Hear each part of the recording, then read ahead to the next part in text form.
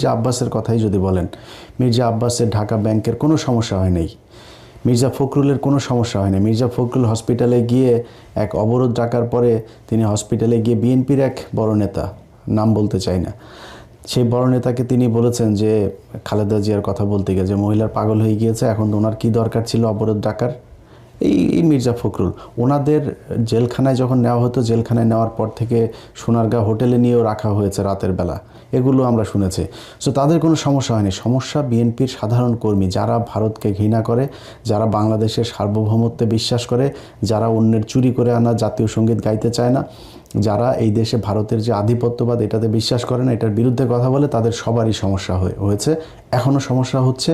ভবিষ্যতেও যদি আবার ফের আওয়ামী লীগ রিটার্ন করে, সেই ক্ষেত্রে তাদেরই সমস্যা হবে। যেই কারণে তাদের মূল যেই লোকজন আছে, এদের কথাতেই যে বিএনপির সব কিছু হয় তা না, কিন্তু এটার কিছু ব্যাপার আছে। এগুলো যখন বিএনপি দলীয়ভাবে সব জায়গায় একইভাবে কথা বলতে থাকবে, তখন আওয়ামী লীগের লোকজন যারা এতদিন ধরে গা ঢাকা দিয়েছিল, পালিয়েছিল, একটু আতঙ্কে থাকতো, ইতস্ত বোধ করতো, ভয় পেত প্রকাশ্যে আসতে, সেই মানুষগুলো কিন্তু এখন আবার নতুন করে মাঠে আসতে শুরু করেছে।